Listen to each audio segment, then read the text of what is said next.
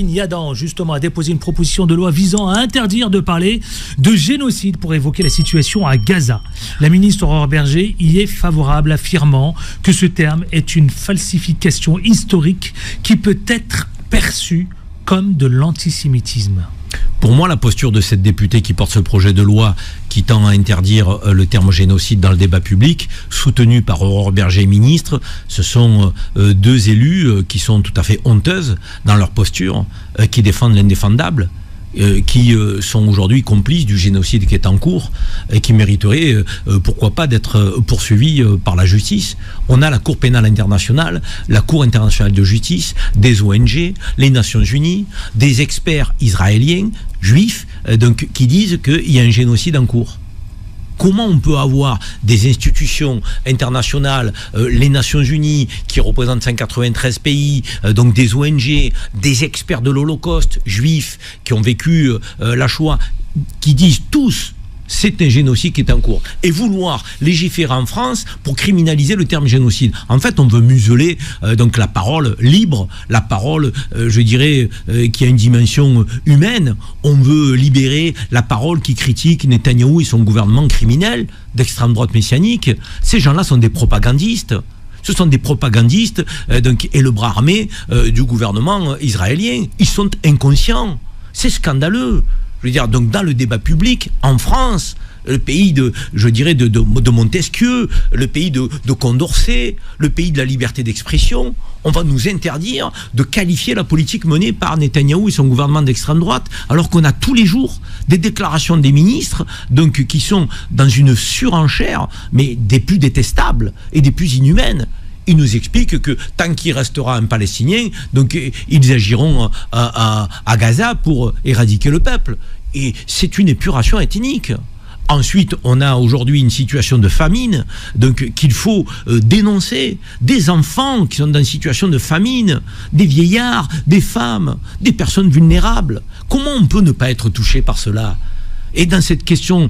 on a vu des vidéos tout à l'heure, ça vous a heurté, j'ai vu. Dans ce contexte de famine, on a des pièges qui sont tendus par l'armée israélienne pour faire en sorte qu'il y ait un semblant d'aide humanitaire, attirer les populations palestiniennes affamées, et lorsqu'elles s'avancent, on les canarde.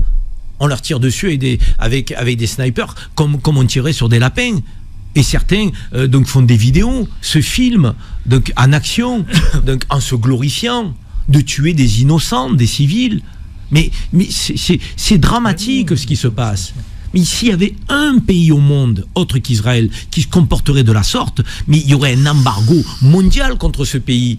Il serait honni de la communauté internationale. Mais tout le monde se mettrait contre. Or, ça s'appelle Israël. Et Israël a droit à tout. Pourquoi ? Je ne le sais pas. Parce que s'ils se considèrent peuple élu, je suis désolé de le dire, ils ont le droit de se considérer peuple élu, mais on a le droit de considérer qu'il n'y a pas de peuple élu, qu'ils ne sont pas le peuple élu. Donc ça, c'est leur affaire religieuse. En fait, ils sont en train de créer une guerre de civilisation, ils sont en train de créer une guerre qu'ils souhaitent à connotation religieuse, alors qu'en réalité, ce n'est ni une guerre de civilisation, ni une guerre à connotation religieuse qui se passe en Palestine. C'est une guerre de territoire, c'est une guerre d'occupation. C'est une guerre de colonisation. C'est une guerre d'expropriation. Et aujourd'hui, c'est une guerre donc, pour arrêter un génocide en cours. Et d'ailleurs, le terme de guerre donc, est malvenu. Oui, parce que pour qu'il y ait une guerre, il faut qu'il y ait deux armées, a dit le Farkan. Et aujourd'hui, il n'y a pas deux armées. Aujourd'hui, il y a certes des groupes armés contre Israël, mais on a un État armé jusqu'aux dents par les puissances européennes, par la puissance américaine, donc, qui éradique un peuple, qui crée une épuration ethnique, et qui fait de Gaza un camp de concentration. Et encore une fois, ce ne sont pas les mots de Karim Zeribi, ce sont les mots d'experts et d'experts israéliens juifs. C'est très important de le dire et de le souligner. Parce que ça permet aujourd'hui de sortir de cette forme d'anathème facile qui consiste à dire, si vous critiquez Israël, vous êtes antisémite. Si vous défendez les Palestiniens, vous êtes proche du Hamas.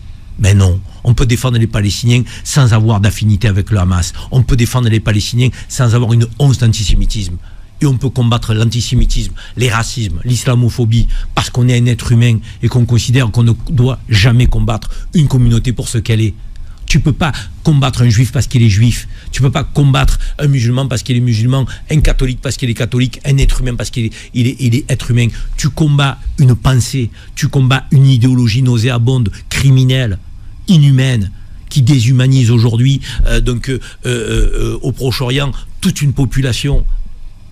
Ce sont des crimes de masse qui sont commis. C'est une épuration ethnique. Ça fait bien longtemps, et dès le premier jour, qu'ils ne combattent pas le Hamas. Il faut qu'on arrête le cinéma. Quand je vois encore qu'ils nous versent la même propagande, et ils nous parlent des otages, quand ils en ont envie. Justement. Mais je vais vous dire, les otages, Netanyahou, il en a rien à faire. Et depuis le départ, il en a rien à faire. Et d'ailleurs, les familles des otages ne sont pas dupes. Il en a rien à faire des otages. Il a voulu créer cette guerre. Il a créé cette guerre. Il a fait en sorte que le Hamas existe. Tout le monde le dit, tous les experts le disent, des diplomates israéliens le disent. Il les a financés. Il a fait en sorte qu'ils émergent, qu'ils gagnent les élections. Et il a même été informé de l'attaque potentielle du 7 octobre qui a eu lieu et qui a tué plus de 1300 civils israéliens, pour laquelle on a de la compassion. Les services israéliens l'avaient averti. Il n'a pas réagi parce qu'il savait qu'en s'appuyant sur l'attaque du 7 octobre, il pouvait créer et déclencher une forme de massacre, d'épuration ethnique qui est aujourd'hui un génocide. Que ça plaise ou pas à cette députée, que ça plaise ou pas à Aurore Berger, que ça plaise ou pas à ceux qui sont les défenseurs inconditionnels de ce gouvernement d'extrême droite messianique, c'est un génocide qui est en cours en Palestine et à Gaza. Et c'est une colonisation forcée qui est en cours en Cisjordanie, avec une expropriation des Palestiniens de leurs terres. C'est ça qui est en place dans cette partie du monde. Et dans n'importe quelle autre partie du monde, on ne l'accepterait pas.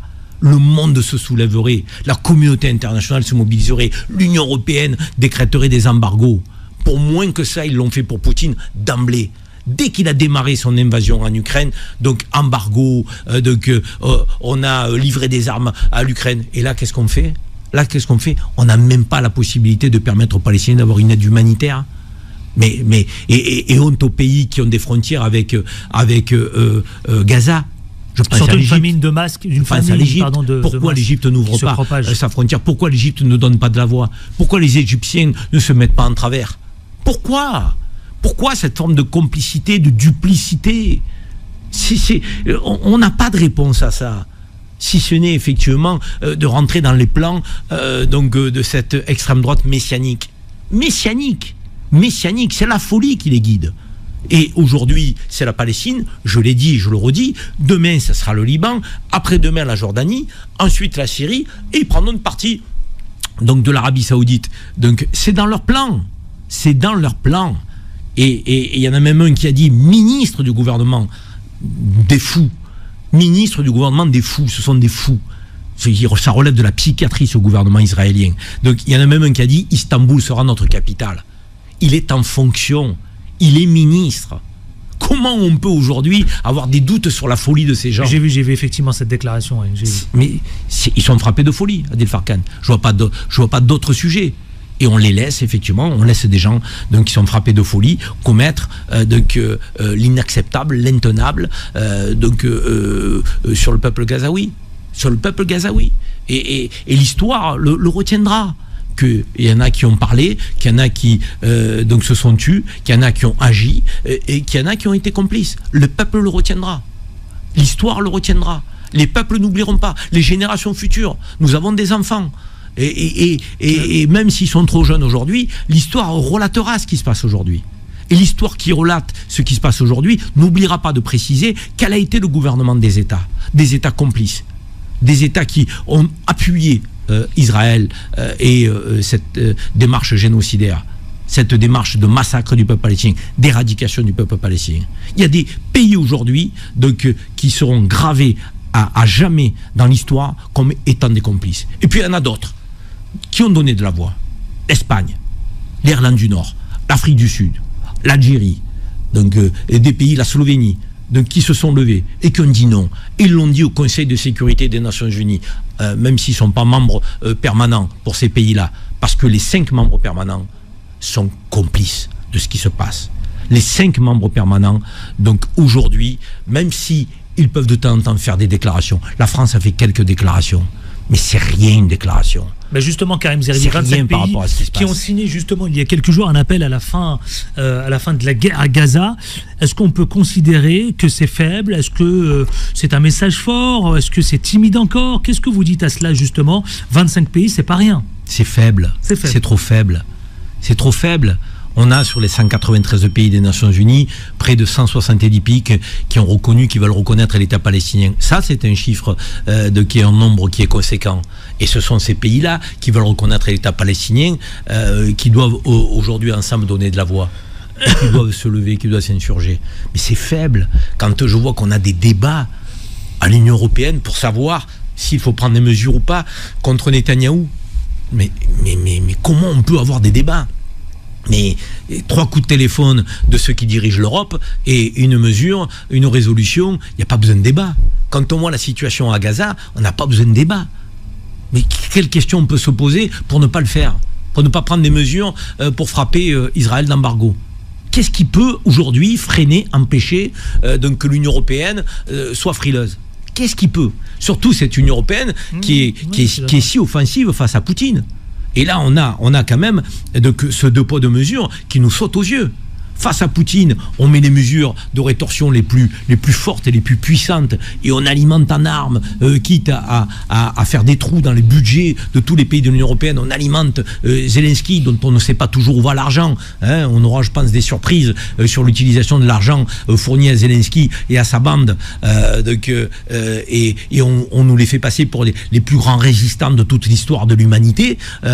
Alors qu'aujourd'hui, il suffirait de mettre les deux parties autour de la table pour essayer de trouver une issue. Non, là on a un discours de va-t-en-guerre face à Poutine et on verrouille tout, embargo économique, toutes les mesures qui peuvent mettre la Russie dans la difficulté. On y va. Donc, et on ne s'interdit rien. Et à côté on a Israël qui a droit à tout, qui peut éradiquer un peuple, bombarder, coloniser, exproprier, créer une famine, affamer des populations, créer des épidémies,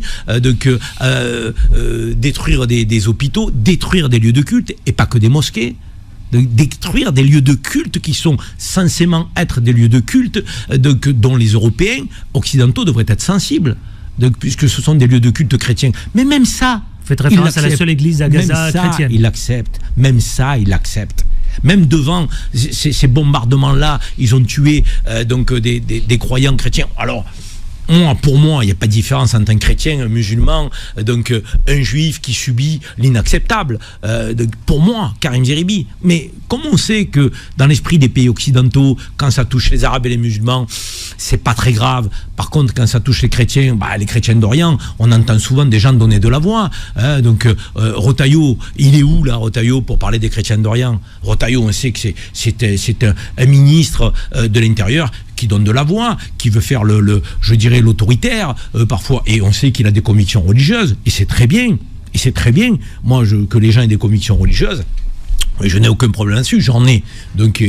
Et au contraire, je trouve que dans la société qui perd ses valeurs, qui perd, tout le sens des normes, des principes les plus élémentaires, à avoir une forme de spiritualité, c'est bien dans nos sociétés modernes. Mais Retailleau, qui est chrétien, qui est catholique, qui est sensible à la cause des chrétiens d'Orient, il l'a déjà dit, il a déjà donné de la voix. Vous l'avez entendu, vous parlez des bombardements israéliens sur l'église qui a frappé les chrétiens. Vous l'avez entendu, vous, dire un mot en élevant le menton comme il sait le faire pour d'autres situations.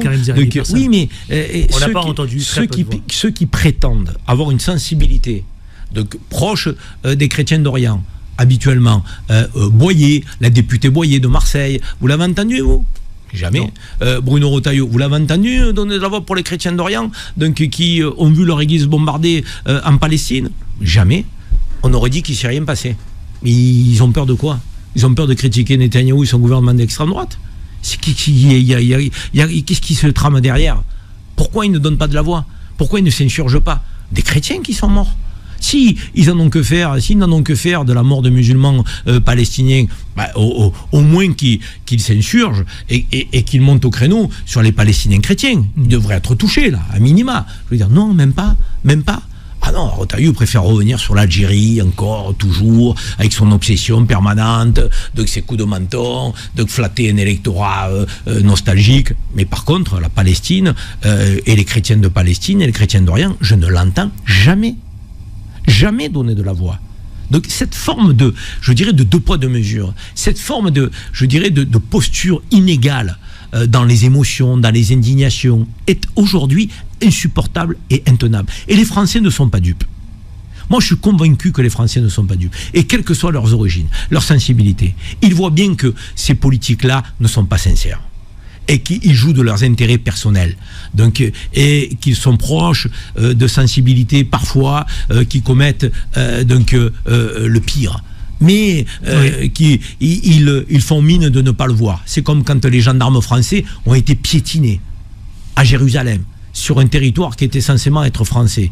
Ils se sont fait piétiner. Vous avez entendu, vous, les patriotes d'extrême droite, donc monter au créneau pour dire c'est inacceptable ce qu'ont fait les policiers israéliens. Ils ont piétiné, donc on demande des excuses. On veut aujourd'hui que Netanyahou présente des excuses à la France. Non, jamais. Si ça avait été notre nation, on les aurait entendus toute la journée, pendant je ne sais combien de jours, pour dire il faut s'excuser, la France est un grand pays, nous sommes des patriotes. Mais là, vous n'êtes plus patriotes, et la France n'est plus un grand pays dans ces cas-là. C'est ça qui est dommage.